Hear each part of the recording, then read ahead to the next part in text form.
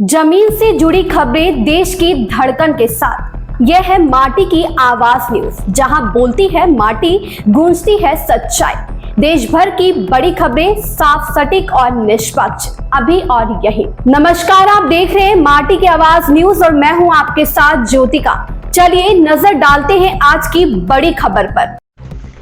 दिवाली पर दिल्ली में ग्रीन पटाखों की सीमित इस्तेमाल हेतु सुप्रीम कोर्ट से स्वीकृति प्राप्त। आप नेता गोपाल राय का बयान आया सामने। दिवाली पर दिल्ली एनसीआर में ग्रीन पटाखों के इस्तेमाल पर रोक के मुद्दे पर आप नेता गोपाल राय ने कहा, फिलहाल अदालत ने कुछ खास समय में ग्रीन पटाखों के सीमित इस्तेमाल की अनुमति दी है। मैं सरकार से आग्रह करता हूं कि इस फैसले का सही तरीके से पालन सुनिश्चित करने और लोगों को प्रदूषण से बचने के लिए पुलिस व्यवस्था को सक्रिय किया जाए।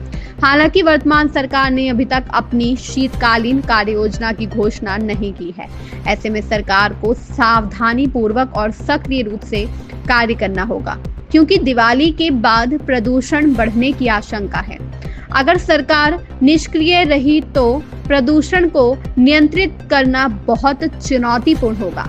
दिल्ली के मंत्री कपिल मिश्रा के हालिया बयान पर उन्होंने कहा, दुनिया भर में ग्लोबल वार्मिंग और पर्यावरणीय खतरों को देखते हुए, जिसमें दिल्लीवासियों की सांस लेने पर पड़ने वाला प्रभाव भी शामिल है, इसे इतनी नकारात्मक दृष्टि से नहीं देखा जाना चाहिए।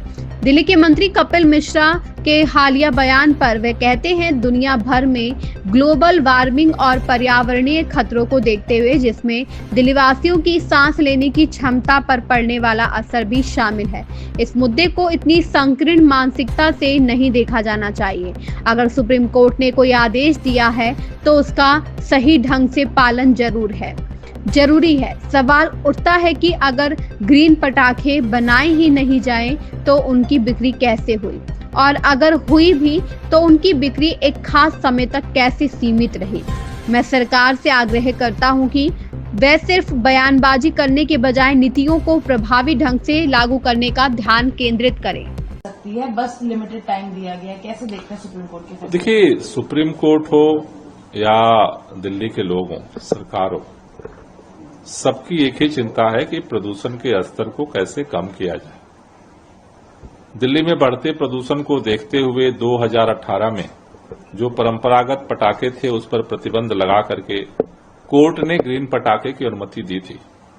लेकिन ग्रीन पटाखे की अनुमति देने के बाद जिस तरह से उसके इम्प्लीमेंटेशन में जो है गड़बड़ी हुई, उसको देखते हुए फिर एनजीटी ने 2020 में पूर्ण प्रतिबंध के लिए फैसला सुनाया था।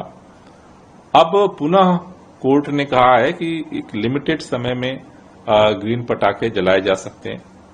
मैं सरकार से यही निवेदन करता हूं कि आप पुलिस तंत्र को एक्टिव करें और सही तरीके से एक कंट्रोल्ड तरीके से सुप्रीम कोर्ट के फैसले का जो है वो पालन किया जाए और लोगों को प्रदूषण से जो है बचाया जाए। लेकिन सरकार की अभी जिस तरह की स्थिति दिख रही है, 15 दिन बीत जाने के बाद भी सरकार अभी अपना विंटर एक्शन प्लान भी घोषित नहीं कर पाई या बना ही नहीं पाई।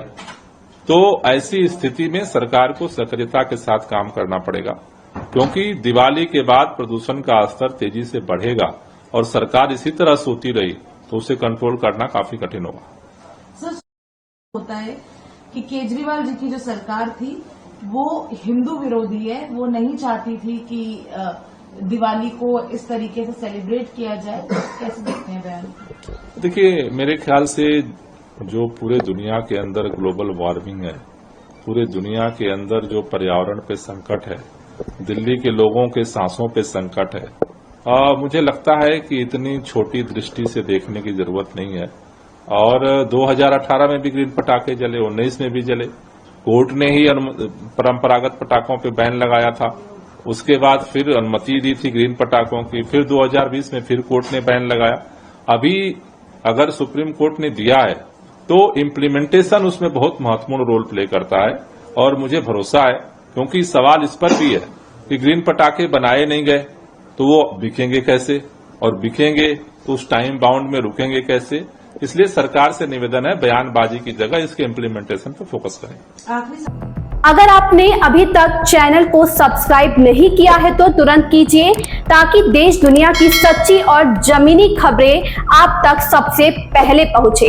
आपका भरोसा हमारी ताकत। देश की हर धड़कन से जुड़े रहने के लिए देखते रहिए माटी की आवाज न्यूज, जहां हर खबर मिलती है मिट्टी की सच्ची खुशबू के साथ।